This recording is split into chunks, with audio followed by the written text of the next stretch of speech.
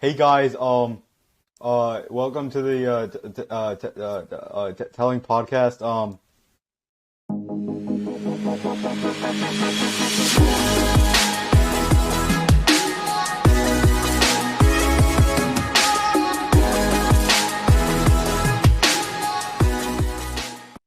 I'm Shaun.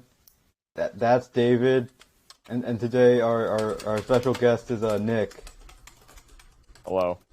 Yeah. So, guys, I would like to start out this episode by asking a very simple question. How do you feel about Don't Look Up getting nominated for Best Picture? Okay. All right. So, full disclosure, I have not seen. I have not seen this. I have not seen the full movie. Okay. Because I saw the trailers and I saw the ads for it, and I did not like. I did not like the looks of it. Like, and from what I've heard, like just going off of like the general reaction. Full disclosure, my opinion on this is not the best it could be. Obviously, if I went out to the theater and actually watched it, It's on I might have a Netflix. different. Okay, I don't have Netflix, but Oh, either way, okay. I probably could have actually watched this film, and I could probably have a more informed opinion on it. However, everything I've heard of it, it really doesn't sound like that great of a movie. Like everything I've heard is that it's trying to be allegorical to climate change. However, um it really fails in doing that, because it is something funny, David? No. Yes, I thought. Okay. Yeah, nothing funny, huh? Nothing funny. Laugh. Okay. All right. Anyways. So yeah, no, the film is just, for everything I've heard and everything I've seen, it just kind of sounds like the allegory for it sounds really flawed. Like trying to equate the meteorite, which is a more real, tangible thing, to climate change, which is it. In order to fix climate change, so much more stuff needs to happen than just we elect Democrats, and that's kind of, from everything I've heard, at least, everything I've seen from the trailers, that's kind of what this film's sort of message is that the politicians are incompetent, they don't listen to scientists, yada, yada, which is true. That does happen. However, fundamentally, we as a society cannot address climate change by just packing the courts, and equating it to a meteorite, which very much can be fixed by just definitive action. That I feel that is a poor allegory, and thus I feel the premise of the film is flawed enough to disqualify it from at least getting nomination, especially when other films that, like, James Gunn's Suicide Squad, haven't been. So yeah. Yeah. I don't think you know this, but the reason the president and the politicians in the movie didn't choose, because they had a plan in the movie to just hit the meteorite with a rocket, which would work, but they didn't because this Bill Gates stand in said, guys, there's valuable minerals on this meteorite. Let's not blow it up. Yeah. And I think the problem with the movie is that it's like saying something about climate change, but it's not giving any real solutions. A good metaphor I heard was or simile I heard, it's like you're on a sinking ship and this guy and the director, I totally forgot his name, he's just saying, hey guys, we're sinking, it's all your fault, but not doing it. Yeah, that is another thing too. Is climate change has been like a culturally accepted, popular, or whatever term you want to use. It has been a culturally, it has been a thing in popular culture for decades at this point. I'm not sure if you guys ever watched those PBS shows, but when I was like 5, when I was in kindergarten, earliest I can remember, and that was 2010, basically every show I was watching had an episode dedicated to climate change and what you can do. The whole reduce, reuse, recycle thing. Captain Planet. I saw a couple of episodes of that back when that was still running. And so my point with this tangent is that it has been people know climate change is a thing. We're aware that we're kind of destroying the planet, and the reason no action has been taken to really prevent it is, one, because there's no good way to stop all of it. Just due to how just due to how we have structured our economy and society to rely so much on disposable and non-renewable stuff, because it was what we had, and we didn't really think that, hey, this could run out potentially, because to our knowledge it didn't at the time. So the I agree with that. I agree with that thing where just having another, hey guys, climate change is a thing, you guys really need to do something about it, is not really a poignant message, because there's nothing we can really do. There's no good solution that exists, and making another movie about it is not going to accomplish any more than what we already have culturally, in my opinion. So yeah, I this is a really long-winded way of saying I agree with that. I agree with that statement, Sean. Yeah. What about you, David? Yeah. I don't care. I genuinely do not care about any film nominations for any kind of award ceremonies, because for years, and everyone agrees with it, that these competitions are decided by just a few elites. No one, I don't care about the Emmys or Oscars or whatever the hell it is this year. I don't care. That's really it. And also Don't Look Up's message. I have not seen the film, but what I would say is essentially what Nick just said, so I can't really add anything to it. Well, what's it called? I do think that is another thing where it's everyone kind of recognizes that the Oscars and the Emmys and all the Golden Globes, all those award shows really aren't any real indication of quality at this point, because everybody kind of knows that the academies and the councils, and I forget what the actual titles of them are, whoever allots these awards they're not dedicated to finding and seeking out the absolute best film that had ever come out this year. What they watch, what they follow, and what they generally respond to are stuff that they it's their tastes being put on a pedestal. Because the films that always win Oscars, the films that always perform well, are usually period pieces about Hollywood and old producers, which are the people that make up the academies that a lot these awards. So they always respond well to really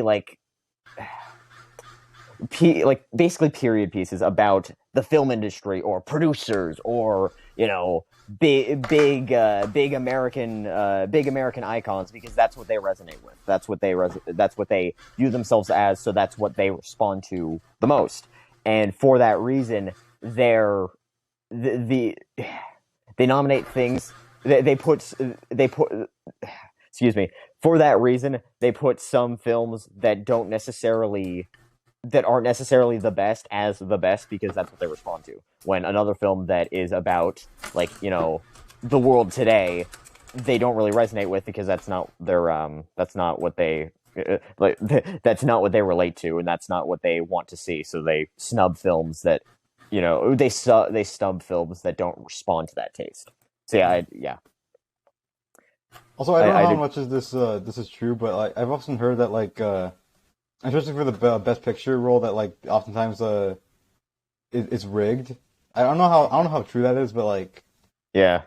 Define rigged in this context. Are you saying that the people that made the movie give money? Oh, okay. Yeah. I would not surprise me. I'm sure. Yeah. Is that definitively true? I have no idea, but out of all the stuff that goes on, that would not surprise me. Yeah, that'd probably be the least terrible thing Hollywood does, malpractice wise. Yeah, exactly. I know everybody points to this example, but like Harvey Weinstein was an immensely, like, a profoundly disturbed individual that they kind of just that so many people kind of just let exist because he was successful, you know? Yeah, like Mel Gibson. Yeah. Like, man, how's that guy keep getting cast? Like, he's like actually like a terrible person. Yeah. And that's the other thing. There was some Oscar commencement speech like a couple of years ago that I remember seeing. I forget who said it. I think it was a comedian. But his whole thing was basically like a point by point. Like the opening speech was basically just about how awful Hollywood is and how awful actors were and how like out of touch with reality they were, while they still pretended to like while they still policed people and still like they still police people and still like shamed them for basically living their lives like irregardless, not recognizing how privileged they truly were, and it's really funny because like as the camera was like cutting to like the actors, a lot of the younger actors were like laughing at it, whereas like a lot of like the older like directors and actors that were there like to receive rewards were just sitting there stone faced, just like completely and totally offended by like the gall of this person for what he was saying. I think it was like some British actor. It was like Ricky something. Oh, yes, Ricky Gervais. Ricky Gervais. Yeah.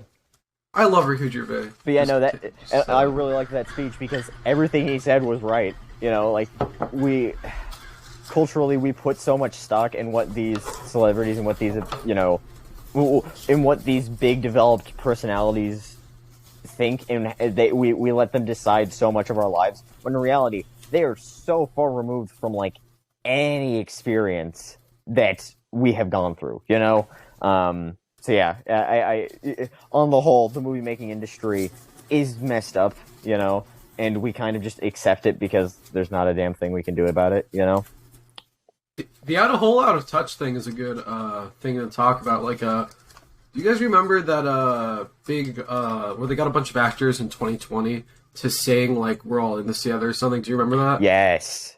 Everyone I remember was that. like, no one liked that. That was Yeah, and it was especially weird because there were certain celebrities, like I think James Gordon, the British guy, like I think who does he play? No, he's a comedian. He hosts, I think it's the Late Late Show. Okay. The carpool karaoke guy. If that right. Oh yeah. Okay. Him. People generally don't like him. But there was like some video that came out of like how like he was. I think it was him. It might have been somebody else. He was like crying because he had to be quarantined in his effective mansion for like upwards of like a couple of weeks, and just going on about like how hard life is for him now, and basically everyone lambasted him for being like, bro, you are living in like a mansion. You are fine. Like, yes, you're not talking to people, but like I'm struggling to make rent. Like my father's in the ICU. Like, you not being able to talk to people is not above like the very real and the much more severe abject suffering this whole thing is causing. So, don't say this, stuff like that. And I found that to be really interesting because, like, to these people, that is the end of the world. But I feel that illustrates what I was getting at. Where this person, was brought to tears over the fact that they couldn't, that they couldn't be social when, like I had said previously, there were people dying, there were people struggling to make rent, stuff like that. Yeah. So, yeah. I think this conversation reminds me of this conversation we had in our English class, my English class. So I don't know if you guys do this, but like every for like 6 weeks, our English class had to like find an article, like a recent article. The columnist thing, yeah, I did that. Yeah, write like a 3-paragraph thing about it, like every week. Mm-hmm. It was really interesting, and day of when we had to turn this in, we usually have a conversation, like a deep dive conversation about one of the articles, and one of the articles was kind of stupid. It was like about like Kim Kardashian's dating Pete Davidson or something like that. But my teacher, because they're a good teacher, like flipped the conversation to how people nowadays like in follow these like people's lives like religiously, right? Like Yeah. obviously like two people dating is not really a big deal like No. at all. Yeah. That's a thing. What's it called? Like the celebrity relationships, where I feel like it doesn't benefit anyone how publicized celebrity relationships are, because like the thing is that it always feels artificial, and when it's not, it's like I don't think anybody would want that relationship to be as public as they usually are, No. unless you're like an absolute narcissist, which they probably are. But Yeah, but even there's a difference between like narcissism and privacy. Like having if every like detail of my first relationship was being documented by like legions of people and just being put onto the internet for the entire for all time, I would have gone insane. Like, just there's so much stuff that goes on that a picture, an overheard conversation, a random video at a restaurant does not capture. And I feel following these people's lives so religiously doesn't. It just overall is bad. It's just an overall negative thing. Like, I really do not see the entertainment in watching people's like real marital or relationship issues being documented. Like, there's numerous videos of like football players, hitting their wives and stuff, and it's like, why do you follow this? Like, what is the appeal of this? Like, is this like is this like ultra reality TV? I genuinely don't see the appeal of it.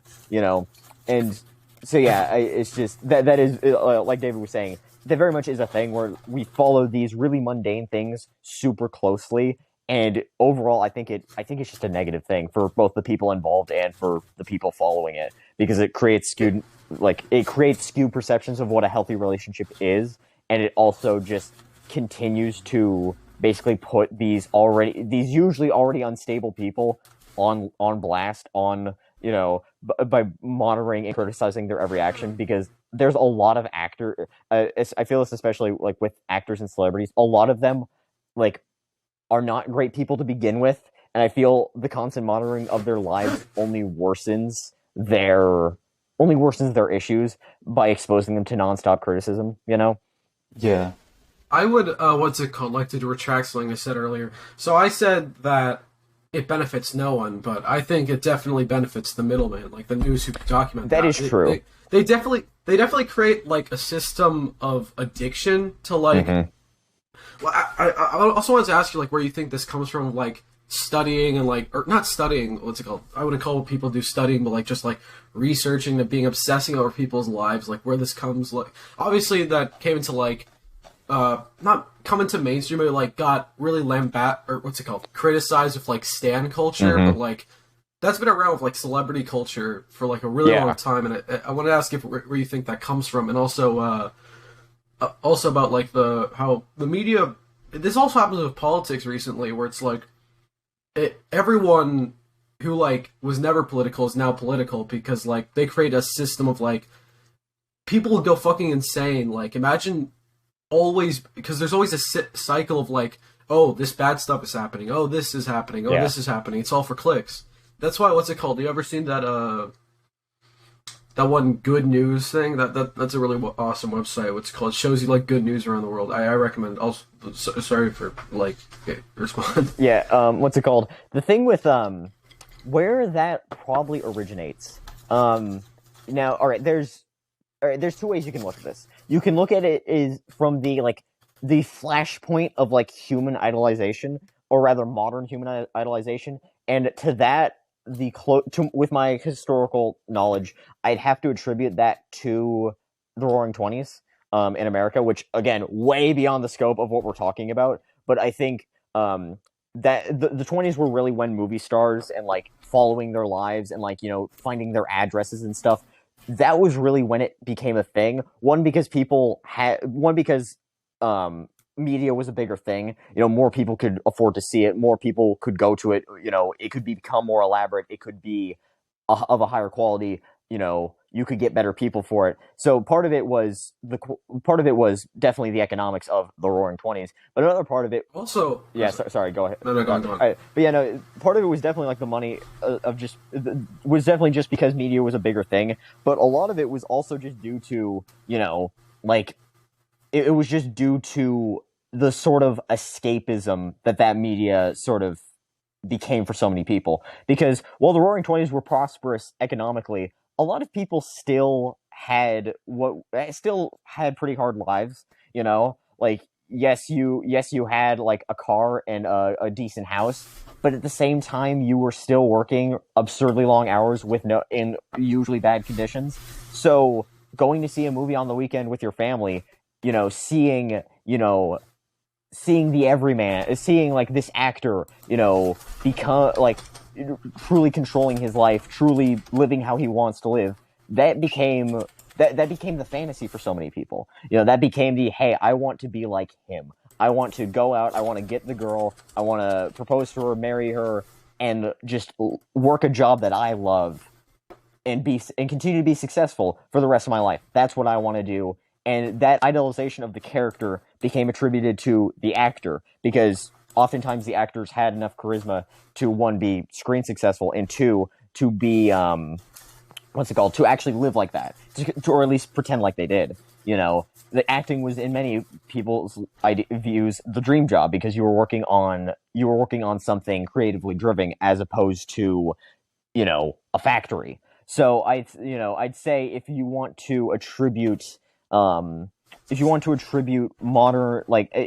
find the start of celebrity idolization, it comes from the way escapist media was, or the way media became an escape for people at the start of modern America. So yeah. Okay. So I would say that definitely is like where it comes from, but like I would say that it also comes from the like TV and like radio, or like all that like media is inherently like based on so like I feel like this is what, like, kind of what you were saying, but like this is probably the first time in history where people started caring about the person more than what they did. Like, people weren't famous back in history for their personality, or not that I know of, but like but now you have people who are famous off like people. I don't know, like, place my words, but like you would be like, do you care about what's it called? Back then you would let's say who's that guy who does abstract art? I forgot what his name is. Picasso. Would you care about his personality? No, you care about his works. But like now you'd be like, people don't care specifically about like, oh, I'm watching this movie. It's not a this movie. It's a John Wayne movie. It's a what's it called? A Charlie Chaplin film. It's like you're now it's about the people who make the movies rather than the movies themselves. Like, and I feel like that the movies like the concept of an actor inherently caused that, which I don't think is necessarily a bad thing, but it was like, a side effect of it. It's very easy to turn it. Yeah, definitely. I think that like thing like this is a blah blah blah movie. I think that works with like directors if I said like, oh, you watched the French Dispatch, it's a good movie. But if I said like it's a Wes Anderson movie, like you're obviously like there's that correlation between the director's style and their quality of work and the actual film, in spite of the fact you've never seen it, Yeah. Or like if I say, oh hey, did you see the new Suicide Squad? It was made by James Gunn. That carries a certain energy with it too now, because people attribute him with the funny guy. The funny superhero man, because he worked on Guardians. But what David's saying of like, it's now more focused on the people as opposed to what they do, that's definitely true too. I feel like that's definitely true, and I feel that is a result of how modern of how technology has advanced and how modern society has become. Because now with social media, you can get an actual sense of who a person is through following their lives. You can follow them much more closely, and you can get a much deeper understanding of how they're actually like than you could in the 20s, the 40s. So I think what David's getting at is true, where like the obsession and the idolization of popular figures has come from our cultural fixation on the individual and their merits as opposed to their accomplishments, like it used to be. Like going back to like that discussion I had with my English class, it's my teacher put a word. It's called a parasocial relationship. Yes. Basically, it's a one-sided relationship, and I think that's like really interesting because yeah, sometimes like people think like, oh man, I could like Harry Styles is like my friend, boyfriend or something like yeah. Parasocial relationships are really weird because they're like, sorry to cut you off, but like what you were saying of like they're weird, but they're also really interesting because they are a direct result of our own psychology as well as how we've progressed our technologies to the point where we can see somebody's lives so intimately. It's kind of backfired on us in a way because of our desire for social interaction, like just our innate desire, all humans' innate desire to talk to people. Like all like that desire, coupled with how close we can, how much time we can spend with, how much time, quote unquote, we can spend with a celebrity, how often we can see them. That has definitely resulted in basically a malfunction of that sort of sense.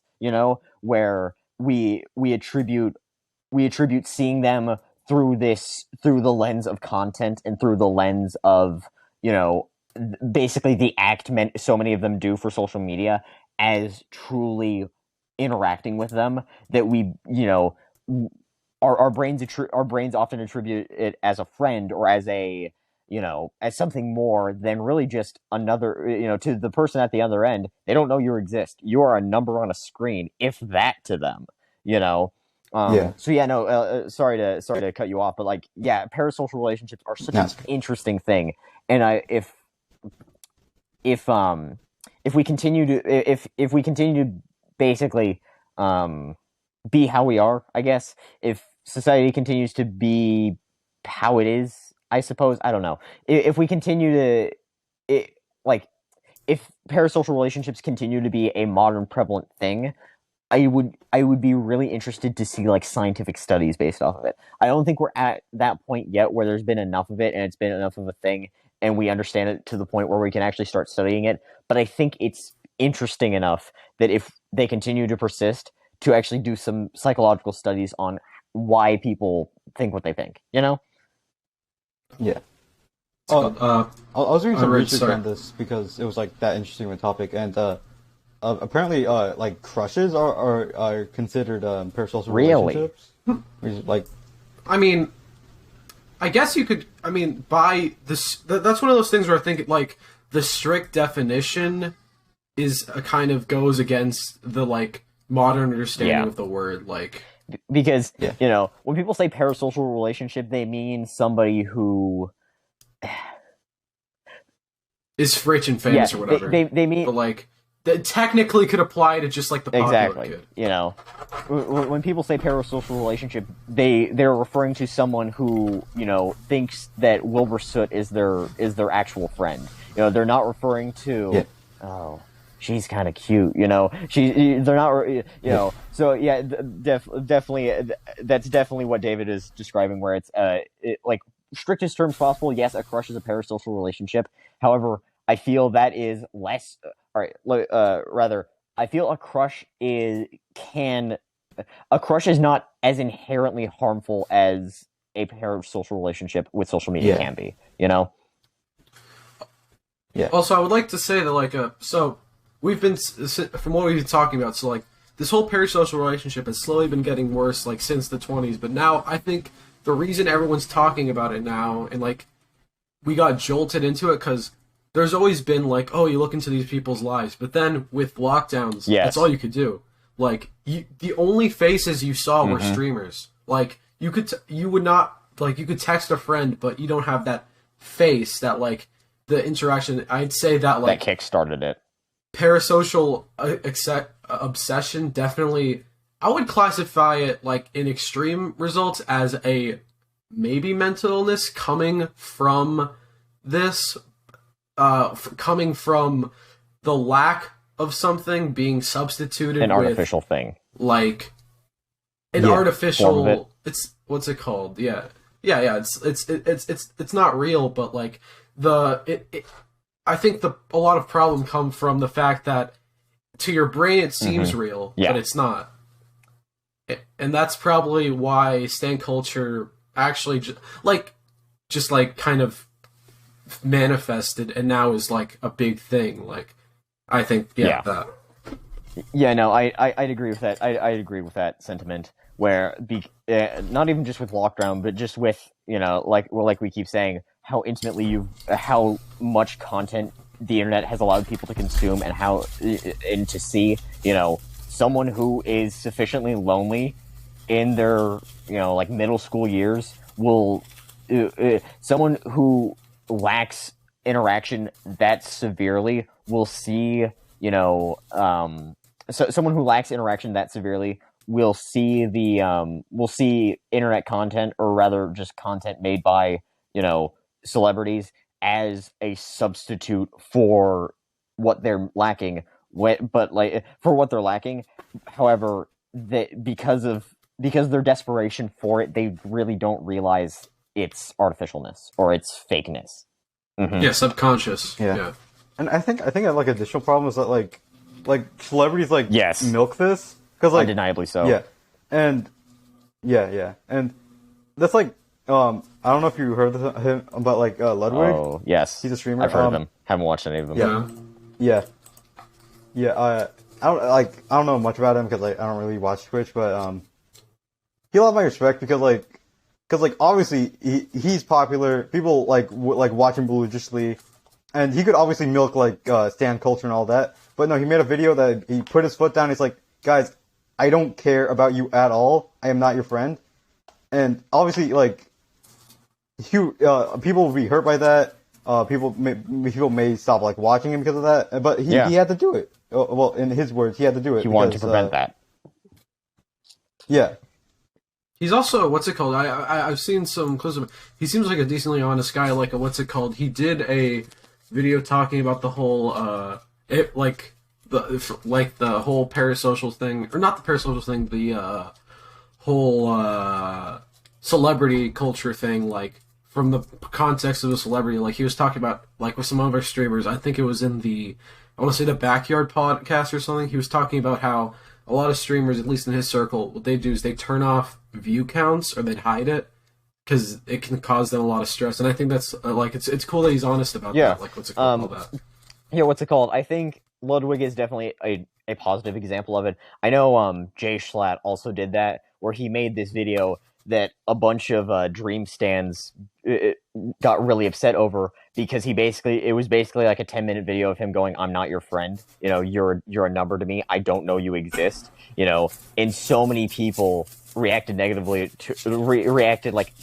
to it because I feel, especially among the Minecraft streamer colony, there was, I feel I feel parasocial relationships were an especially big problem there, and I feel, and it clearly by this one guy publicly denouncing it, it caused a lot of people to get upset, because that's not what they wanted to hear, and I remember this, but if I recall correctly, I think Dream, the person who, in my opinion, undeniably encourages his fan base to idolize him in an unhealthy way, just with how he talks, with how he presents himself, and how he basically refuses to decry the negative actions of his following. He basically made a statement saying that, "Don't worry, guys, you're all my little kittens," or something like that, following Jay Schlatt's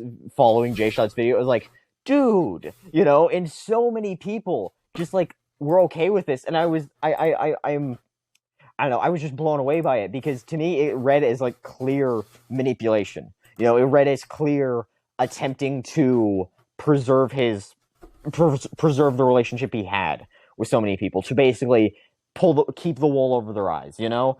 And it blows me away that, like, it blows me away that didn't get more called out than it did, you know? I don't know. Random example that I half remember, so take that as you will. But yeah, just seriously. Yeah. Cause like, I remember that Just Left video. I know he like, cause like, obviously like saying like, to their fans like, hey, I don't care about you. That's like, obviously like, kind of like a stressful thing to do, cause like, you might lose followers, right? And I remember like, cause like Jay Schlatt in this video, he mentioned how he like used like Ludwig's video as like kind of like inspiration for like him like to do that. And does he like dream like okay, like he wouldn't even like say anything, like that'd be like a lot more positive than just saying saying like this video was wrong about me and you guys. Yeah. Watch, we're all gonna get doxxed because of these comments. This episode of the Telling Network will be the last one. You know. Oh, no. We're gonna get canceled on Twitter, guys. We're never gonna get to the Joe Rogan episode. The Joe Rogan episode. Is that when we go on Joe Rogan, or is that when we get Joe Rogan here? I want Joe Rogan here. I want Joe Rogan here. Also, I want this beautiful guy here. You know what I'm talking about? Why does he look like this? Like, I've never seen anyone... He smiles like a Breaking Bad villain. Or, what's it called? Who's that guy who did Nightmare Before Christmas? He looks like a villain from that. Tim Burton, yes. Tim Burton. Tim Burton. He looks like a Tim Burton character. I love this guy. You know, big old... I want to make him into a face mask, you know what I'm saying? Oh, wait! No, you guys remember... Do you like stitch this to like one of those cloth masks they give it at school? That'd be awesome. Woo! And then, you know, drama kids would start like, you know, arguing with you because you have, you know, a Republican on your face mask, and that'd be sending like the wrong message, you know. Honestly, at this point, what's it called? That'd be pretty funny. Okay, I'm tired of talking about celebrities. I'm tired because we're just doing what they want. Okay, I'm tired of talking about all this depressing shit about parasocial relationships. I want Nick to describe the entirety of 401k or not 401k. Fuck me. You know what? 40k lore. I want it all right now. No, another time, guys. Before that, I have to admit it. I was in a voice call before this. I'm sorry, guys. I'm ashamed. And we found this Twitter account, and it's called Your Faves Are Black. Oh no. Oh yeah, this one. Okay. I don't like. I love this.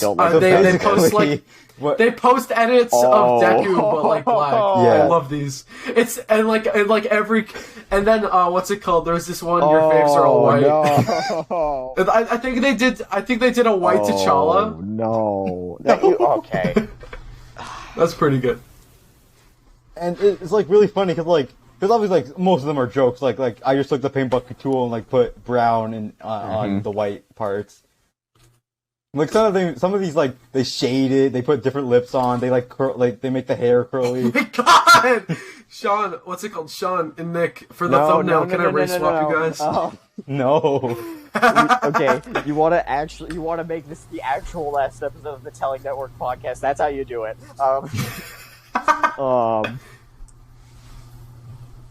You know, everything you're taught, the way you're speaking really reminds me of this one character from this one book from 1959. Have you heard of it? It's by a person named George Orwell. It's no.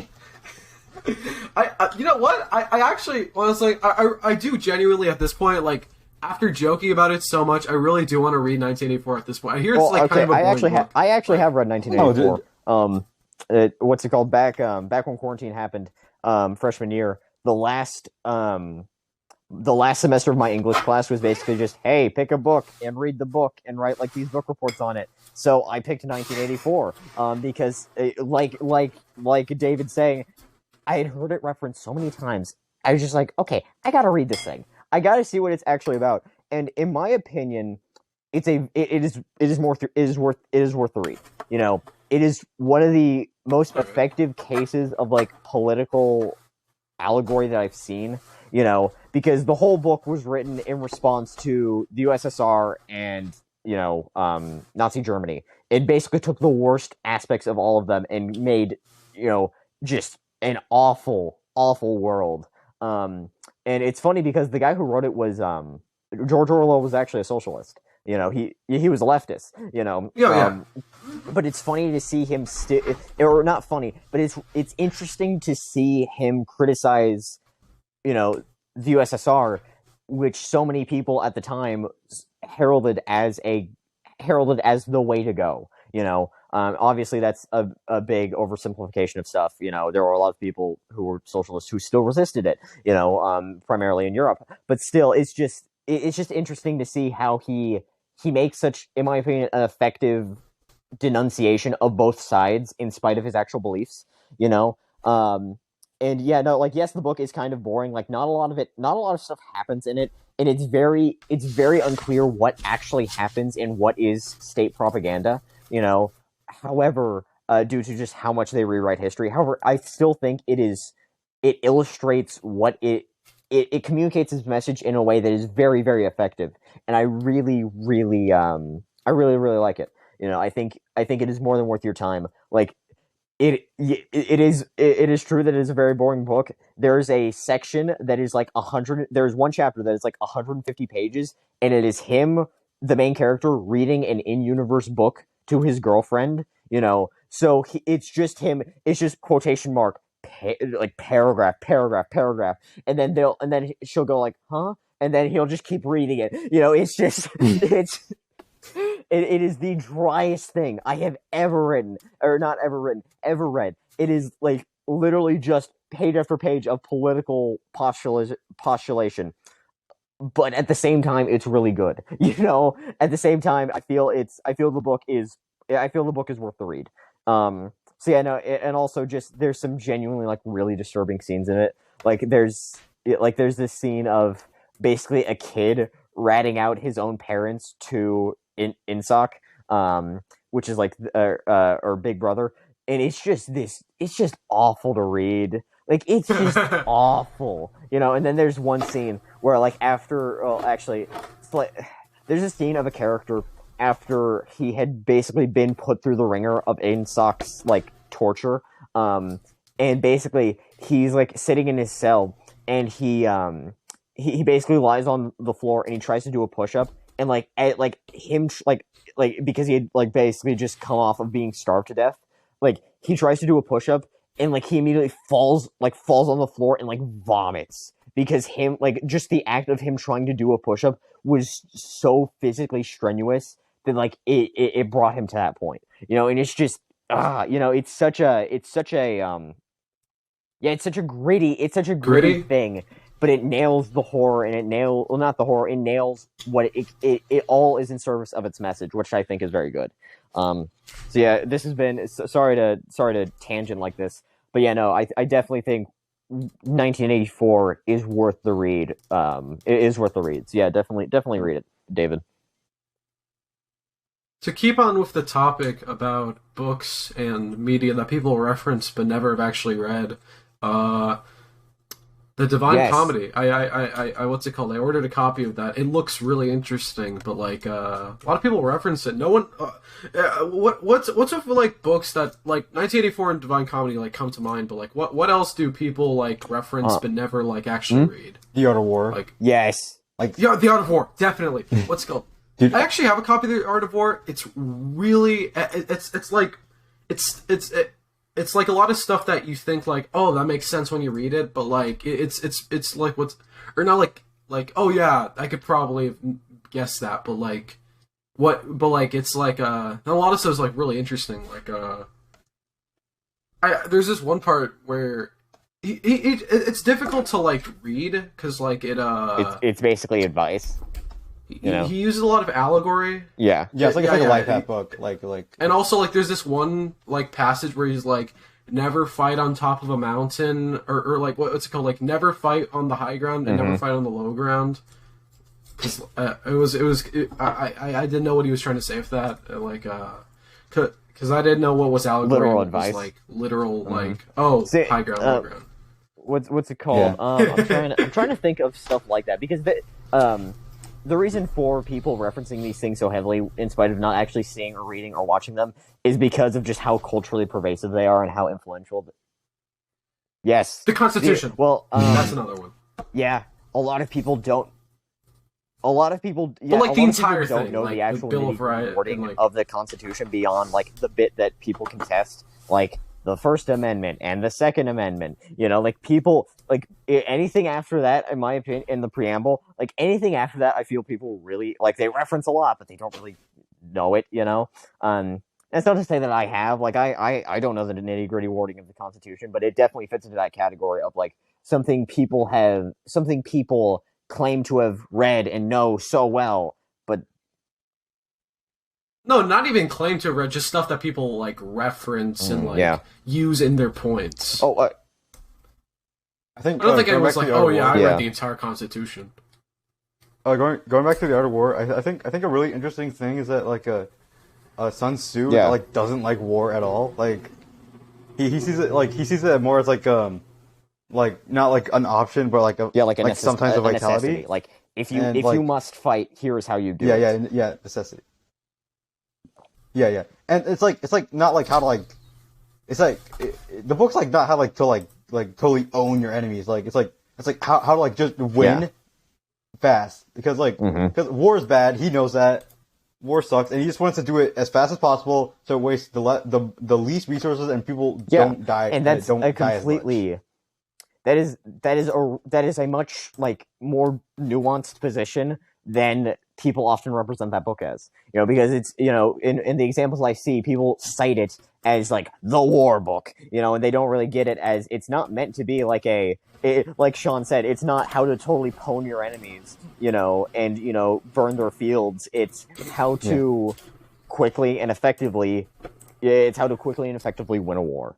You know, and to springboard off of this, the Communist Manifesto is a document that I feel is the basis for more political ideologies than I would care to admit.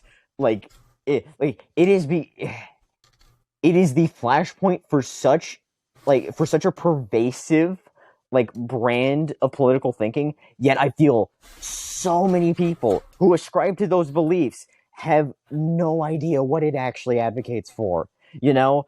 And I have not, full disclosure, I have not read the whole thing cover to cover. I have read portions of it, you know? So you know, if that might affect this. So yeah, just keep that in mind. But like, one of the biggest thing, one of the key points Marx makes is that like, the right to bear arms should always be preserved, no matter the circumstance. And yet, like, literally every left-leaning Twitter account or anything like that I see is advocating for gun restriction. You know, it's so interesting to me. And of course, beliefs evolve and yada yada. But it's interesting to see how the document that so many people attribute to causing the largest subset of leftist belief advocates for so many things that a bunch of modern leftists do not agree with, you know? Another example is Marx wants the communism that Marx advocates for doesn't have a government, yet, you know, the only communist countries that remain in the world are incredibly authoritarian, you know, see China and Russia. But yeah, no, it's that I feel is a particularly interesting example of what we were talking about, of like something that people reference so heavily, yet have not actually had contact with, you know? So yeah. Yeah. What's it called? This is kind of on a tangent, but it's like the idea of people not knowing what political beliefs they're actually talking about. The fact that fascism and Nazism have basically become synonymous when they're really very different ideologies. Well, which I think is really interesting. Very different, not really. There are niches. For very example, different, but they're definitely Nazis different. Still retained a lot of socialist things, you know, and that's another thing. People really downplayed the socialism stuff present in Nazi Germany. Like they did allow some privatized industries to remain, but for the most part, the state took a lot of it. So like there are nicheties between them that are blurred. However, for the most, I will say, to counter the point you made, as most people are talking about it, those nicheties do not matter. I meant more of like the niches, like how fascism idolizes the state and Nazism more idolizes like Hitler himself, like in that sort of sense of the word. But like I'm sure there's other more interesting nicheties, but I can't think of any on the top of my head. That was just like a little thing. What's it called? Yeah. Sean, what's your opinion? I'm not. Oh wait, actually, I just remembered something that Sean. You say something, Sean, and then I'll go into that. I'm not really a political type of guy, so I really don't have an opinion on that. So you go ahead, David. Okay, so I just remembered that Sean, he was telling us in class he took a political compass test. And I want to ask you about the political compass because I know you're gonna have some opinions about the political compass. So the political compass test. When I okay. Millions of Reddit posts flash through my eyes. You're referencing political compass memes, yes? Alright, so, here are my thoughts on the political compass. The political compass is a good way of categorizing beliefs and having people determine, like, for people like me, when I first found it when I was like 15, when I first found it, it really helped me to think about, okay, what do I actually believe? How do I actually align politically? Like it's a good tool for that. And for that, I give it the thumbs up. I give it the big thumbs up. However, the actual test itself equates a lot of things. It equates a lot of things and simplifies a lot of stuff, in my opinion, to its detriment. Because politics is so much more than just authoritarianism versus anarchism and progress versus tradition. That is such an oversimplification of how politics, of how many ideas contribute to political belief. And what's it called? When I first took the test, I wound up in libertarian left, and half of that was just because of my like moral beliefs. Like the test, I feel, does a very bad job of distinguishing between morality and policy. Like it equates it. If you say like the death penalty is bad, it puts you towards left. When in reality, a lot of like that is not an inherently left disposition, because the left is not, the left and the right do not inherently value human life, or rather devalue them. They both, in many instances, they both value it enough to convince people to follow, to believe that thing. So I feel there are many failings in its questions and in how it really it assigns your ranking. I do believe the system itself is good. I believe the system itself is good for most political ideologies. Like generally, generally that is enough to class most ideologies, and for comparison's sake. However, if you want to truly know what you politically believe, you either need to react to stuff, or you need to read political theory, which is something that I don't think any person truly wants to do. Like in order to found your ideology. So to basically put a bow on it, the political compass is very good at illustrating the differences in political ideology and basically synthesizing and classifying a topic that so many people view as alien, that being politics. So it does a very good job at ranking, classifying, and basically making it tangible to so many people. However, in its desire to make it tangible and real, it winds up oversimplifying things to its downside, to a negative effect for greater understanding, in my opinion. I actually want. Sorry, I think I'm skipping around a bit, but like, I actually wanted to go more into the what's it called? Originally, I wanted to go more into the politics side of that, but actually, now I think about it, I think it'd be more interesting to talk about like the whole personality test and like mental illness tests that like have gone big. Like people like self-diagnose themselves on Twitter with like those stuff. Like you know what I'm talking about? Those tests. Where like Myers-Briggs is a big one, like where like that has some scientific basis from what I've seen, but like and make it their entire people personality. will like that, take the that test meme you and then sent they'll me of like light and it's like INTJ. And sometimes we just get bored, and like you're attributing a label that now granted was assigned to you in a somewhat more scientific process than a horoscope, which is just when you were born. So there's some substance to it, a little bit, but that's Myers-Briggs is like the only one. All the other ones, they're really just basic like psychological evaluation questions that people take so seriously, when in reality, if you want to know if you have schizophrenia, talk to a therapist, talk to an actual agent of what you're describing, rather than just taking an online test and self-diagnosing yourself. To prove my point, there's this kid who sits next to me in AP Lang, and he vexes me to no end. And because he says that he has self-diagnosed himself with PTSD, and every time he talks about it, I'm just like, PTSD, by definition, requires a medical diagnosis. Yes, like you can't self-diagnose yourself. PTSD is a description of a multitude of mental reactions to trauma. You by definition, you need to have a therapist basically say, "Yeah, you got PTSD, bro." And it frustrates me. Because he is very much what you're describing of, he heard some symptoms, he saw some stuff, he looked at some events in his life that he obviously misrepresented. Can you tell I don't like this person? He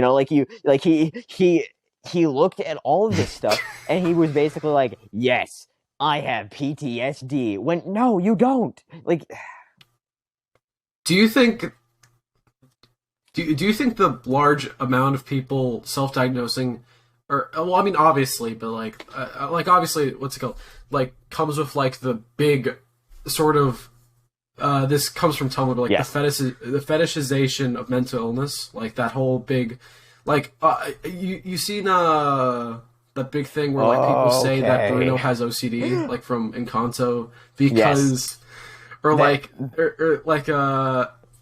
what's it called? Like, also that whole like fetishization of like depression and all that. Like, oh my god, I could fix him. Okay, you laughed, but ironically, in an effort to destigmatize mental problems, which as a society we have failed.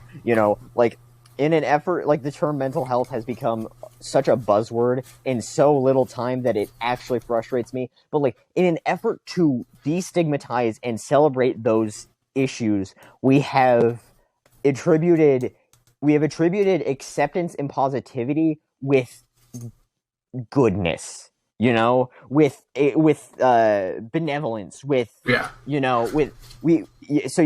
attributed it with basically being correct or right, or we've attributed it with basically being correct or right, or good. People, the reason people say, "Oh, I have depression," is because people have such a flawed understanding of what it actually is, and also, all the ads they see, everything they see, it basically saying it's okay to be depressed. It's a scapegoat for, in many people's instances, bad personality or flawed personalities. The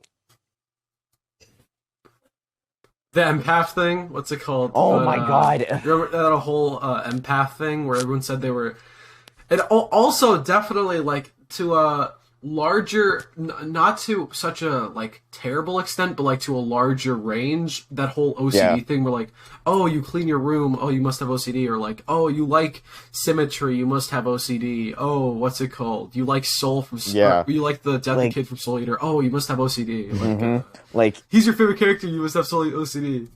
Like, I want Sean's. You're fine. Sorry, I really don't want to interrupt you, but like, I want Sean to Sean, say something. Your little angular head, you know what I'm saying? Yeah, I get that. Like a year ago, I had this like really like like really big rant like in my head, but I never like told it to anyone. I forgot it. Shower speech? Yeah, the shower speech. I think okay, like I think is it okay if I like Yeah, get sure, this go like to ahead. like relatability and like Sure. media? So like I think there's like 2 forms of like relatability. If I can remember them. There's one like shoot, I totally forgot it. Okay. So You can look them up. there's if you like want. there's like one like okay, sorry. There's 2 type of people that relate to stuff. There's like one type of person that like I is like am like monkey that. brain. That's me. Like me, ooh, literally me. You know. I do that. Yeah. And then there's people like wow, I'm really proud that they represented me and like maybe describe my problems and stuff. Also, I think it's really interesting to see Yeah. how the character betters himself. Cause yeah, I think the problem with like depression and stuff like that is it should be the second thing because obviously like it should be the second thing, but most people that like say they have depression Yeah. relate to depression. They simplify their the sadness first type, like monkey down brain, to ooh, me. a genuine defect in your brain to feel happy. You know, like, yeah, no, I definitely Yeah. agree with that because it's definitely an issue of like the wrong type of people taking it the wrong way. You know, because like I know people who are genuinely depressed, like you know, people who struggle to get out of bed in the morning, and like like I keep saying, it frustrates me to no end to see someone who, you know, is kind of sad, you know, basically say, bro, I'm so depressed. You know, don't talk to me. I'm debating suicide. It's like, no, you're not. You know, I have talked to somebody who has, you know, like rationalized suicide in their mind. And it's just like, it's, it is so, in my opinion, bad that as a society we equate we have allowed that to be equated. You know, we've allowed, you know, oh, I'm kind of sad to, you know, like I genuinely don't see a reason to keep going on. Yeah, yeah. I could talk about this for like hours. Like if we wanted to have like a mental health episode, I could go on this tear about That how would be good. like as a society we do not truly understand mental illness and how like we do not really like our efforts to destigmatize it are really just worsening it, you know, and how you know, in spite of people having mental issues, they can still be absolutely awful people, you know, like I could fill an hour just by myself going, you are, you know, just ranting effectively. But you know, I don't think people want to watch that, and I'm not sure. You know, if anybody in my immediate life sees this, they're gonna go, "Hey, Nick, that's me." You know, like they're gonna. Yeah, Oh, they're no. gonna be like, "Oh, hey, The that's TL why he thinks go on. that way." You know, like that might even happen with this episode. You know, if that's why I'm not telling like. Yeah, I'm good. I'm going No one to keep watches it that this. way. That's why I'm not promoting this to any people in my like any of my friends, because I say, yeah, because I was like, hey Xander, Hey, you Mom, know, can you please look at my I say this, podcast? and he, you know, he watches it like Nick, you know, like that's me. You're talking about me, you know, or you know, like or yeah. Or like the kid who sits next to me in English, you know, I still maintain the illusion of friendship with him. Like, you know, like he sees that he's gonna get mad at me. You know, I can't have that. You know, so yeah. So like Sean, are you gonna add anything to the mental health thing? To before we move on, or No, I'm not. I think Nick and you guys have said everything. all right. Like, So the TLDR is that genuine depression is mental not illness. a quirky trait. It Yeah. is a mental illness. Yes. Who would have guessed? Mental illness is a mental illness. Which it's not, an it's not an illness. to say that like if you Yeah. are depressed you are inherently like flawed or anything like that. Not saying that. I'm just saying it's so much more than ooh woo, you know, I'm kind of sad. You know, it is a genuine I have not felt happiness in months. Like I can't, I do not enjoy anything anymore. Like it's just yeah. Yes. you know, It also makes it worse for people who actually have it, because what's it as called? They being don't a want to be pick-me seen girl as or, you know, being like those ones, like you know? those people who, Yeah. yeah.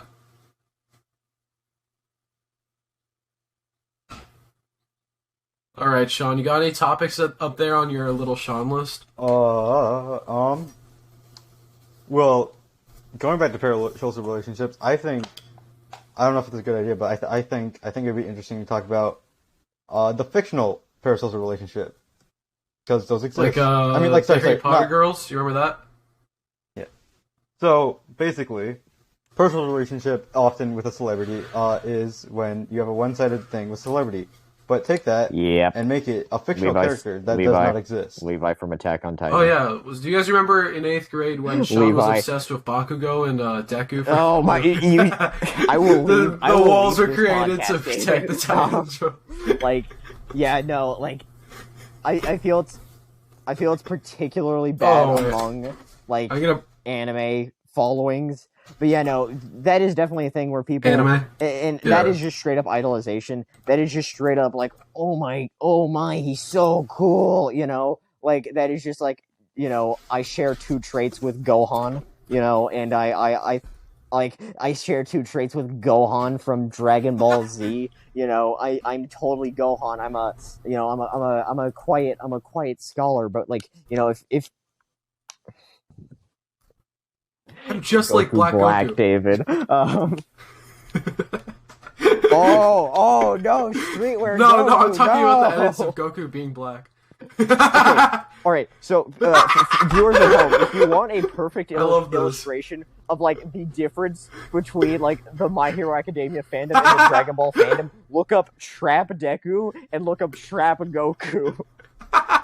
One of them, you get a man in a skirt. The other one, you get a man, you know, in like Supreme, you know, holding it like. He's lifting Scott, he's lifting 3 trucks while listening to what's it called? You know, or the Muslim. Listening to Kanye, God is great. Like, don't get me wrong. I find it really interesting that Dragon Ball has such a wide appeal that people just straight up edit Goku into being like people from their lives. I find that so interesting. It's like such a cool thing. However, like at the same time, it's just like, what is this? What the hell? Like, oh, just. Oh yeah. Goku's blood. What's it called? Oh yeah. What's it called? Sean. I'm just scrolling through my DMs of Sean, see if we can find. Yeah, I don't know. I think the fiction. I think society's response to fiction, or rather, teenager response to fiction, could be a really good episode in and of itself if you want to have me back. You know. But yeah, no. I think I think we've kind of run the parasocial course, like relationship course. You know. I mean we. No, problem solved, guys. It's over. There's no more parasocial relationships at all, ever. Fixed. We solved it. Sorry, 3 teenagers and 1 U.S. senator. Wait, Americans he's commit. A senator, right? America, when you have to commit, when you have to compete in Let's, you know, who knows less about politics competition, and your opponent is American. Like.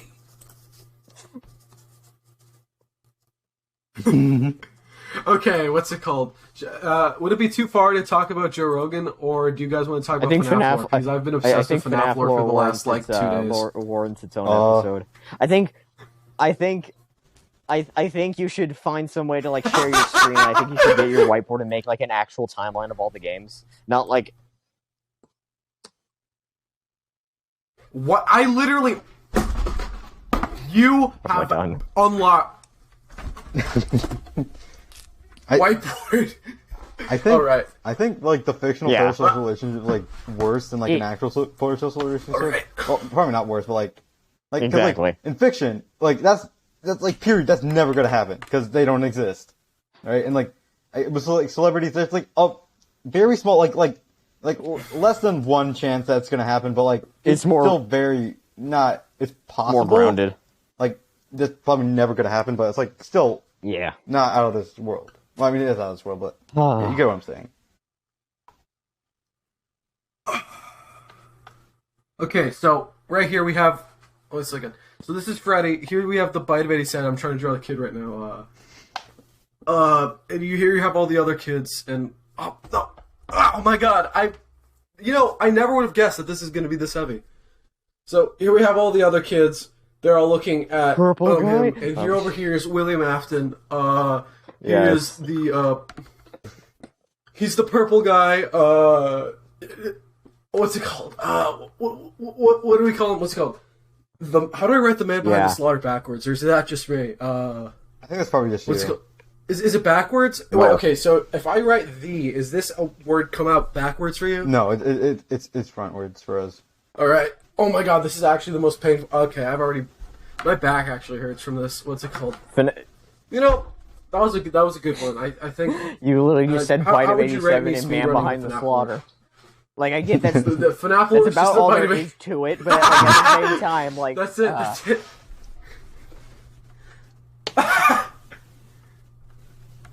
The bite of 87. I'm just gonna put this down here. Honestly, I'm not putting this up.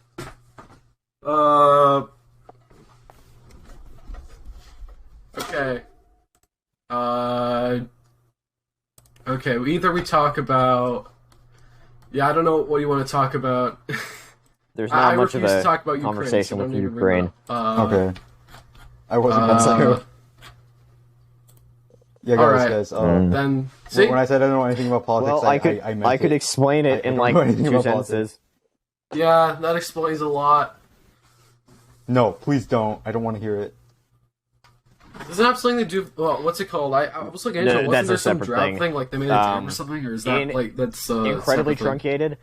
Putin, the conflicts with Ukraine are stemming from Putin's desire to rebuild the Soviet Union sphere of influence by basically taking a more direct presence in all those countries that are now independent and now more westward leaning than they were during the Cold War. So basically, he's trying to rebuild that sphere of influence against sovereign nations who are rightfully saying, "Hey, we don't want to come back." And he's basically saying, "Haha, but like, what if I rolled the tanks in?" But then because these countries are now more westward than are now basically trying to join the Western world, Europe and the United States are basically intervening on their behalf to try and basically be like, "Hey," to basically try and push Russia off. Does he want the entire Soviet? Yes, he does. Thing Well, back? not like, East are we Berlin, gonna get but like he a wants new? basically Does he all want of those another states East back. Berlin? Like, Because I mean, you can find this. He made some statement. He made an ultimatum to the United Nations, basically, or not the United Nations, NATO. He made an ultimatum to NATO, basically requesting that like 14 countries are barred membership from it, and are like just straight up kicked out, in order for him to like stop, ease off his aggression on Ukraine. So yeah, he's trying pretty hard to regain that sphere of influence. It is. That sounds like blackmail. no, what's it called? It's Yes. Does he care? He was a former KGB agent, isn't it? Does he care about communism? Is he like what's it called? I don't think he's not. He's just like or does he just like want to like? He doesn't want to necessarily create the Soviet Union, but wants to like create. Does he want to be like he just wants the land. To my knowledge, does he just want to he's not a have the diehard power communist of the Soviet like, Union? I really just think he wants the land back. Like, obviously, he's the head of the most communist country on earth. He probably is a communist, you know. But like, yes. Is Russia communist? I thought that they were to go like, back to pull back something communist. It's like more like as a Marx dictatorship. advocates for communism in his book, Russia is an abomination. Like just yeah, sure. Hold on. Hey, pass me one of those brownies, dog. Here you go. Anyways, Yeah. But yeah, no, like, Nick yeah, no, offers you Russia a is still brownie. Do you communist. accept? China is still classified as communist. It really isn't at this point. I think, and then from there, I think it's Laos, Vietnam, and there's one other country. Yes, certainly. So would you say that because China, Russia's more Cuba? communist China than is China really, at this point? China is really dominated by business. You know, just how to. It's just that those businesses are also subservient to the government. So it is. From my understanding of things, China is communist in really only name alone at this point. You know. But yeah, no, Russia is still communist in the sense of like the state still owns everything, you know. So yeah, it's yeah. Yeah. so like Is it only, does the state own everything through law or through practice? Like, do you legally have to like register your like business with the government, kind of like how you have to do in China? I think or it is. it I just think it like, is through. I oh, think if it you is don't do through what we law, say, as we'll opposed to by fucking practice, kill like you. you're describing. Okay. Okay. Well, No, but we're yeah, not no, practicing this through law. it is more But the they have in China. thing of like, hey, the state owns it all, you know, as opposed to China's like, hey, just register it with the government, you'll be fine, you know. See, again, to my understanding of things. So yeah, no, to answer your question, it really isn't in the name of communism. To my knowledge, it's really just wanting to rebuild the Soviet sphere of influence. So yeah. They have made numerous statements in this time of basically a closer alliance with China, basically moving closer to them, which they're not. Russia and China are not really on super great terms, but like they out of everyone else in the world, they probably have the most in common, you know. So yeah.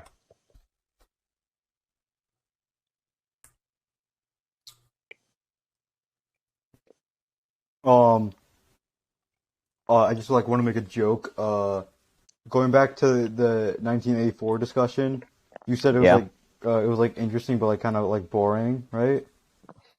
Yeah, so that's why I think Metal Gear Rising is way better than 1984. Okay, but like I'm just saying, like if you have people arguing political standpoints and then at the same time doing wrestler moves on each other, that's awesome. Oh my God, The WWE would be so much more John Cena interesting comes with, out like, and he political just starts theory. he just like you know he Ever- just starts like he It's a just pro- starts like saying like political statements and like John Cena comes out, he says, "You can't see me," but he pulls out a piece of paper. But you can see this. yeah, What's it called? I don't know where I was going to go with that. I was going to say something funny, but like I forgot. all the I genuinely forgot midway. like all I the was dialogue speaking in what he was like going the to hold in actual that piece wrestling of match paper. are just like them I'll having a get back debate to with each that. other, where it's like socialism can never work. Brock as he like elbow slams him, you know, like One person dressed as the Joker. He says, "Well, Venezuela, 7 million dead, no 7 iPhone. million dead, no iPhone."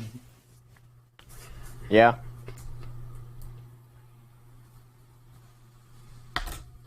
Nazism is when 10 trillion dead. Long train.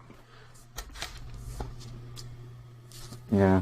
What the prisoner trains? I think it's What do you think happens to those trains? They were either decommissioned due to the atrocities that were used that they were used for, or they were like repurposed for like cattle.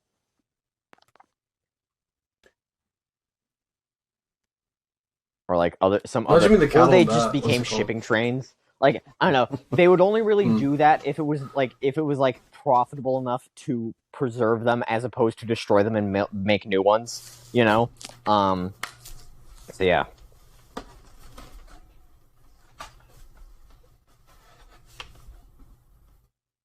Yeah. What's so funny? What's so funny? I just heard that one Twitter post saying, "What do you think is worse, the rumbling or?" That's awful.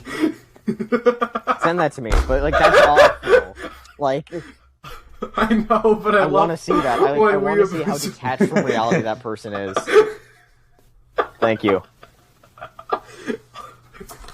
I'll find it. Every weeaboo is absolutely detached from reality. What's it called? Like, let me find this one.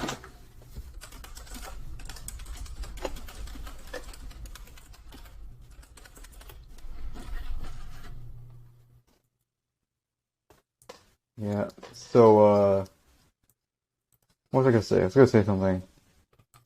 I think it's like interesting. Do you think? Okay. Do you guys think people can change? Yeah. Define change. What do you mean? Change? A bad person can become a good person. Change in what way? Anyway, like, can they change the political ideology? No, it's Well, I was saying more like Shaun can become people can 6'3". People are capable of undergoing dramatic personal Shaun, changes you're for the better, Shaun, you're short. for the better or worse. Like I believe that pretty intently, you know, because like while it's hard to observe it in adults and hell even in teenagers, like people can change. It depends on how dead set they are in their beliefs, you know, and people can change. It's just it's often a question of if they are in a position where they have the capacity to want it and to actually implement it, you know.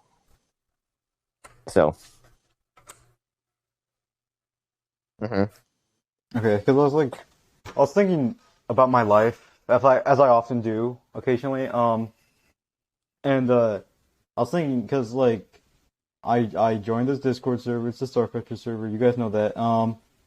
And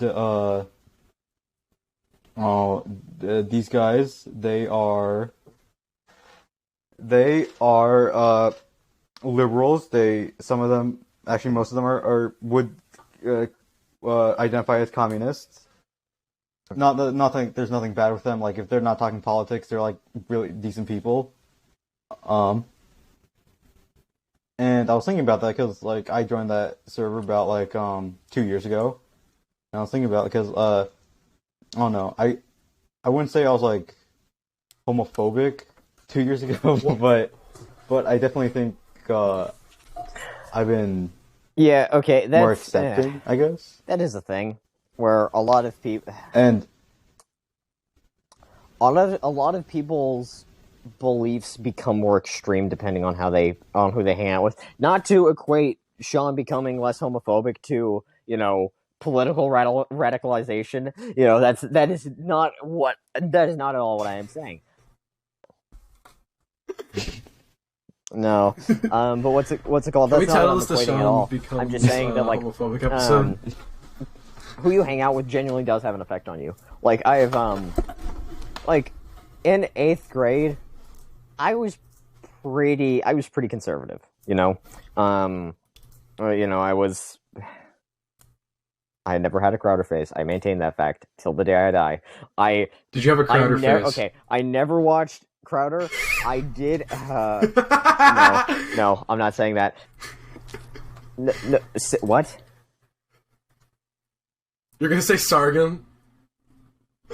Oh, Sargon of Akkad? Sargon's... what's it called? Not Sargon. Who was it? Quartering. You were a quarter. You're a quartering. We need to have like an untrue thing where... Oh, jeez.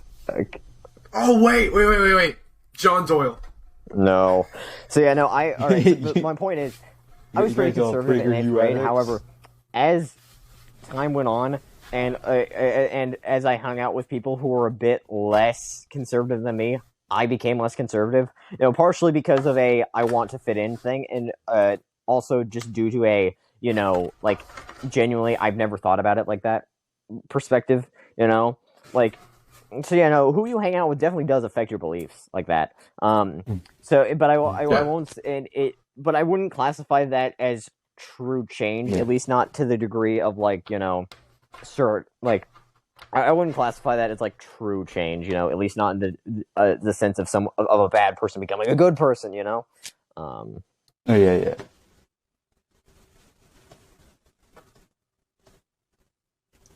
Oh, have you seen that one story of that black guy who converted a bunch of Nazis or what's it called KKK members yeah. to like become a Yeah. that was I that's totally a good forgot his story. name. Yeah. What's it called? That guy's a Giga Chad. What's it called? It's definitely what you were saying. Like you were like I've never been homophobic, but I've always but I remember I used to be like early middle school. I was a bit transphobic, but then I just hung out with more people and just like what's it called? Like learn more perspectives and all that. Yeah. That's really just like where it comes from. That's what's the fact. That's the problem with echo chambers, really. Like, why'd you just go holy speech? Speaking Spanish. Yeah. I don't like anymore, but now he's racist. No, Sean, you see, he's not. He did. Yeah, that's what I was gonna say. Sean's iconic line. I don't know if you heard of it. He says at the end of every episode. He says, "Remember, I hate Mexicans." I don't say that. He does say that. Yeah. Watch the other episodes. You'll see. Yeah. Okay. Shoot, I was gonna say something. Sean, if this somehow for like, if this ever gets big, I really want you to do an ad read, and like do it, but like do it from like a fisheye lens. A fisheye That's all I lens. ask. Like really close to camera. Fisheye lenses are guys. This is sponsored by Ridge Wallet. Use code telling me. I love the what's it called? There is the what's seen in animes where like the potentially person goes the crazy funniest and there's the Reddit fisheye post lens. I love have ever that seen. so much. Yeah. It is from like that one parody of the movie Details subreddit where it's like in Doctor Strange 2016, our protagonist Stephen Strange asks the Ancient One to teach him magic. This is a clear reference to today's sponsor, Skillshare, where you can be taught numerous skills through innovative learning techniques, and it's just like straight up the title. It's just an ad read, and like the post itself is just a picture. It's just a gif of straight.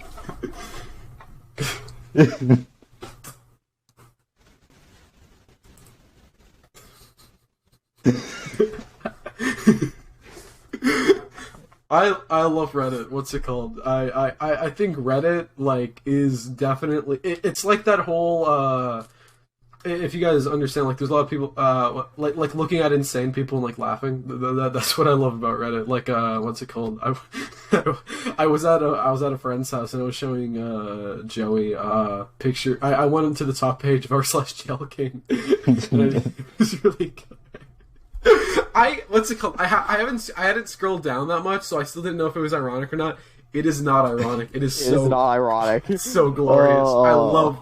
I love Reddit so much. r/like memes and like all those like all the meme subreddits are like 36 Filthy. levels of posterity. It's the funniest thing. Like let me actually. You guys keep talking. I'm gonna go on r/dank names. It's like PewDiePie submissions. That's right. That's where you want it. I think Reddit is fine as long as you don't go onto like memes, like subreddits. Yeah, I think everyone agrees on that. But like, Yeah. I don't know. There's like some Reddits that they're like made to be like funny. I don't like the subreddits are like made to be like funny or like kind of like cringe. Like I mean, most of them are cringe. Like there's like some like as Nick was saying like r/bad movie details. That's pretty funny. It's like as you can see yeah. That's funny, but like r/dank memes, r/memes, like the filth of the earth. Mm-hmm. PewDiePie submissions is just it's just PewDiePie, like the success of PewDiePie's like indoctrination of the children, like. Oh Anyways. my god. Okay, wait. I'm gonna post this in. Should it? I'll DM it to both of you, and if they want, the editor can put it up. I want you to. I want you to get each one of you to read this out. What's it called? Oh wait. Let me find the what's it called? Wait. Let me find something. Just like I have a collection of these Reddit memes, which I want you guys to dramatically read out. What was that? Nothing. None of your business. Oh my. Oh my. Yeah. Oh no. Yeah. Oh. Okay. Yeah. So, it's a side tangent. Has a bit of an interesting day today. Going with the accurate. So, my dad, he drives a Tesla. Yeah, I'm flexing. Yeah, guys, I'm flexing. And You're gonna have a drive. car. You're I definitely have gonna be a Prius Volkswagen driver. Jetta. And today, there's this we've been having a problem with the Tesla where like one of the doors are like, you know, like the Tesla's like doors like eject, right? Like, well, not eject, they're like the handle like kind of like slides out, right? Well, there's one of them was extremely loud. I don't know why. And like every time we'd like unlock the Tesla, he always like, "Argh!" And it was like really annoying, and it scared me. And so my dad finally took it today, and then I got invited to go to the beach, right? And then they're like, "Oh, Shaun, you don't have your driver's license, you can drive there." And I'm like, "Yeah, but except we only have one car today." So yeah, that was interesting. Yeah. Teslas are genuinely like really poorly made cars. Oh, really? I mean, not, Yes. not really. I mean, Yes, really, Sean. but Alright, Sean. What? Oh, But you Nick, on this, no, Nick. Before you rag on Tesla, I want you to rate Tesla, the average Tesla car, on a scale of crackhead girlfriend to dank memer GF. Oh. So I that's refuse to do that. I the refuse to do camera's that. so bad. What am I looking at? But I can still tell not what it is. bad. Anyways. Oh my god. But yeah, no. My father works. My father fixes cars. He works for an auto body shop. He manages people. He basically runs the people who fix the cars, the actual mechanics themselves. Mm-hmm. So he knows about cars, and basically he can't fix Teslas because he can't fix Teslas because they one, you can't get parts for them. Like Tesla's production is so like mismanaged that like if you crash your Tesla, it would be faster for you to buy another car than for you to wait for the parts for it to get fixed. Like it's like there are so few spare parts for Tesla that like it's absurd. Also, modern a lot of body shops like the one my dad works at cannot work on electric cars because they do not have like sufficient equipment for them. Like, yeah, they can take the doors off. It's just bolts and stuff. They can fix them, but like at the same time, they don't have like the certification to deal with the software or like the batteries that is required. So you have to take it to Tesla certified places, which gets swamped, because they're like, there's like five auto body shops qualified to fix Teslas in like all of Orange County, like, so there's you just doxed us, by the way, so yeah. And bleep it out. We can just censor that. Yeah. Yeah. You didn't give any additional information. That's The editor's Okay, already yeah. gonna have to censor David swearing, so I don't see why editing out that would be any difficulty. Anyways, Yeah, I just wanna make everyone, fun of Nick's IP address is 563255536. What's it called? Yeah, you were talking about auto shops. Actually, I kind of want to shift a little bit. I want to talk about dieting. So I've been on a new diet. Mm-hmm. I've been just pescatarian sort of diet, a seafood diet, if you will. Look at the camera. Look at the camera, Nick. Ask me about my seafood diet, Nick. what's your seafood diet, David? I see food and I eat it. For you audio listeners out there, Nick has a completely straight face right now. I can see the rage Opposed in to his his very eyes. fruity face, unusual. Nick has fruity and straight faces. Oh, what's it called? I'm gonna strangle you. That's your go-to thread, isn't it? Yes. What's it called? Someone's telling me a funny story. Oh wait, has Zach been on this podcast? Bleep it if not. Yeah, he has. Cool. Okay, so Zach gave me a. He used to be a host on the podcast. He's definitely been on the podcast. Everyone go subscribe to Fries on the Side. What's it called? So what he did is he was telling me about his dad was describing a smoothie as fruity, and you could see he was trying to hold his laughter. He's like, wow, this is so fruity, and he was like, yeah, that's a pretty fruity thing. Yeah. But that's it. That's really it. That's pretty funny story. Something. I think Teslas are like, I mean, they probably like suck at cars, but like I think They do. Okay, Nick. God. There's so, like, if you look at like the panel lines and all, like if you are intelligent about like cars and how they're put together, there's a lot of flaws with Teslas. Anyways. That's why you want to get a Honda Acti instead. Yeah, exactly. Okay, so they suck as cars. Okay. Yeah. And yeah, they do. But They do. I think it's a technical, logical marvel that we can put a computer on wheels and call it a car. We've been doing that long before Tesla existed. Shut up. Wait, what do you mean put a computer on wheels? I can put my phone on a, what's it called, a Hot Wheel. I just said put a computer on wheels and call it a car. All right. Okay. You think it's incredible that we called that a car and that's the bare minimum? Dude, shut up. Okay. God, I hate you both. Okay. Shut up. Grr. Grr. Whoa, this apple is not rotted despite being here for like 5 days. I wonder what that means. What? Huh? Huh? Do you not like keep your fruits outside? What? Wait, where do you? No, I have a fruit bowl right on my desk. Okay, but God, honestly, that would be a good idea. Honestly, I would just get like a big bowl of just apples. I could always eat them whenever I want. I've been obsessed with apples. I've been eating like 3 apples a day now. That there has to be some health ramification with that, but that is pretty good. yeah, Shaun, the health ramification is no doctor can check up on you because you eat too much apples. every time you eat an apple, like the period between when you can receive medical treatment for any injury grows by a day. You know, if you That's definitely a real law in like Minnesota or something. that'd actually be like a pretty like decent bit for like a weird comedy movie, you know? Like if we ever want to make a movie where like it's 1984, or No, it's literally just a normal movie in like rural 1984, like You mean Metal Gear Rising?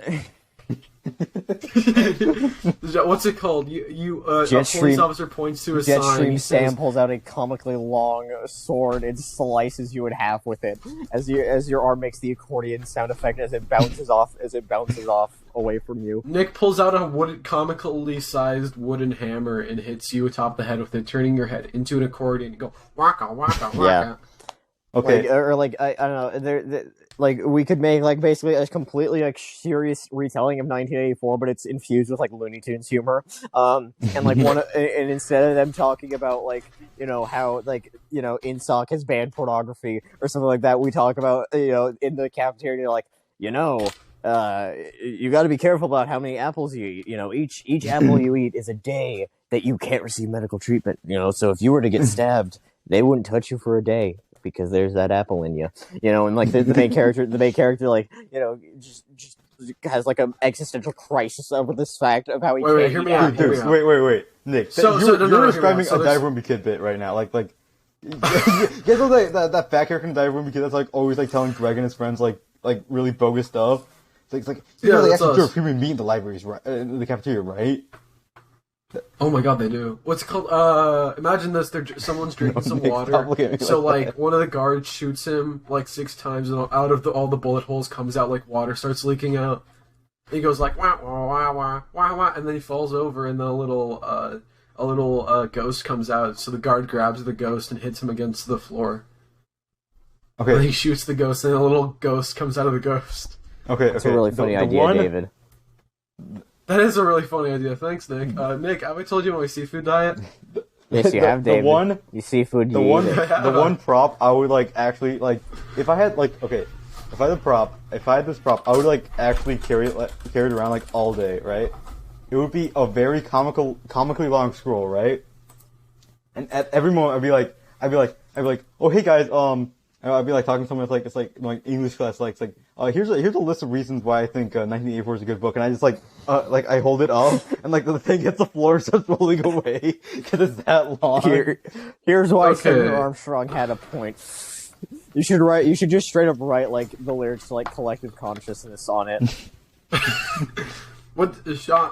What's your favorite Weezer song right now? Go. I don't care. Okay, so Wait, I looked up a bunch of wait, Minion you memes. haven't I want heard you it. to I'm gonna. Okay, I don't care. I'm gonna say 3 Minion memes, and I want Nick and Sean to vote on which one's the best. The first one is, I did a push-up today. Well, actually, I fell down, but had to use my arms to get back up, so close enough. Now I need chocolate. That was the first one. The second one is, I'm not fat, I am fluffy. And the third one is, when I fart and wait for people to smell it, and it's a Minion smiling. So, I want you guys to vote on First which one's the I best. think the best one is I did a push-up. Yeah. So, that's the second one. Okay. It's before B4, and I speak English, not bingo. Bingo. Sean, what are How about you what are pull your up your opinion dang on pants? the general American public? You know, the unenlightened masses, if you will. Do you think that they can make informed and intelligent decisions? Can they like make the judgment call in this allegory? What allegory? Are you trying to... What's it Those are the called? lyrics to the Metal Gear Rising song. Oh, I thought you were. I thought you were gonna like start going on a rant about why democracy as a concept doesn't work. No, that's I'm not 12, David. Like Yeah, it's been a while since you've had one of your anti-democracy rants. Monarchism is so much more efficient. off. British. Tuesday, show me in it. If honestly, God. if we ever establish like a new like British monarchy, I want it to be like the lineage of like British streamers, you know. Down to the Hear me out. Russian streamers Chomsky in it. Chomsky in it. Okay. This has That's been pretty great, good. guys. However, my phone is currently dying. And Okay, wait. Okay, So is the American public without your response. okay, guys. Nick, before you go, do you see that? Okay, Nate, you still here? yeah, I'm here. Okay. Could you stop recording? No, wait, I said Nate. Oh, Sorry. okay. She would. Wait, or do you want to say goodbye or something, or just We like, could, end it yeah. there? Well, No, okay. Cause, are we done? It's been Yeah, a delightful episode. I love hello you all. guys. This has been an awesome episode with our dear friend Nick. We got a little political. Yes. Sorry about the. No, I won't apologize. Yeah, I won't Be either. informed, masses. Be informed. Nick Green, next time you come here, can we please get a shirt that says? Please get a shirt that has your face and says, "I'm gonna get. I'm about What's to it get called? I political." can drink from that god awful mug you gave me. Wait, Yes. did I give you a mug? How do you?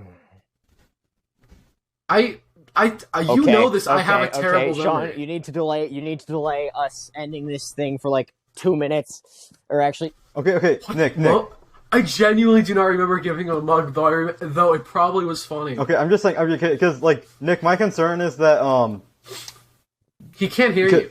they can. No, he can't. yes, I can. He I'm right left. here. Oh my This God, shut up, thing. Nick, I hate you. This thing. Okay, guys, we have until 4 until he ends it, so Until 4? it's 3:32. Oh, man. We have time. 8 minutes, okay? We have time. Honestly, Okay. we Nick, don't have here's the enough thing. Here's the time. thing. Do you see that? You see your name in the corner, like on the side of Yeah. it, right? You see how it says like a 90, like a percent uploaded, Yeah. right? You cannot leave until that percent uploaded hits 100. Oh. Where's the percent uploaded? Oh, Right. that says 99. Wait, what is it? What is it for you? Yeah, me, it's 99. for me.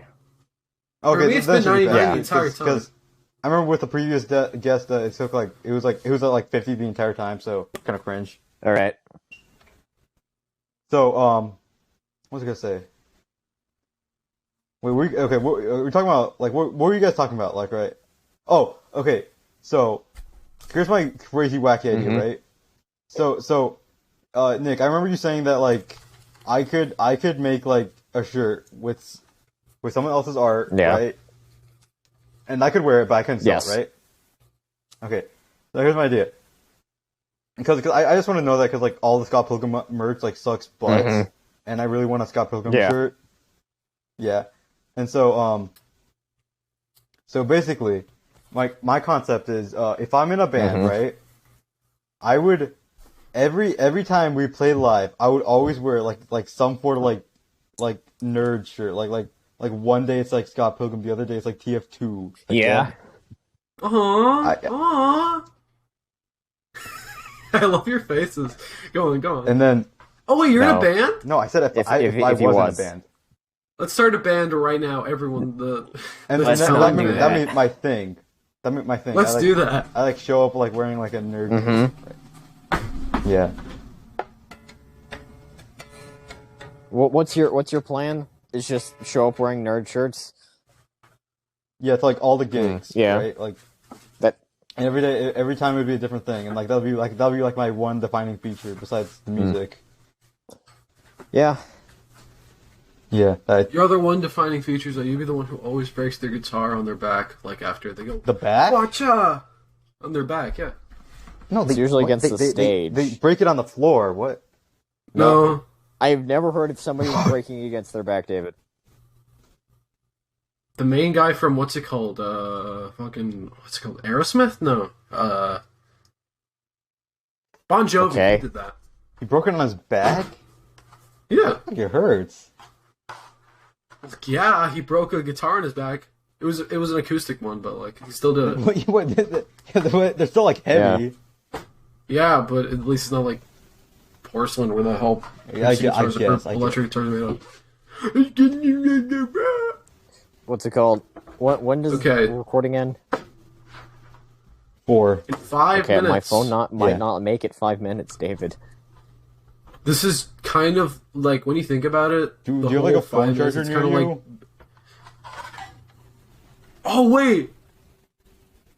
Yeah, what? Oh, he has no. This is kind of like Five Nights at Freddy's, where he's like losing all his power.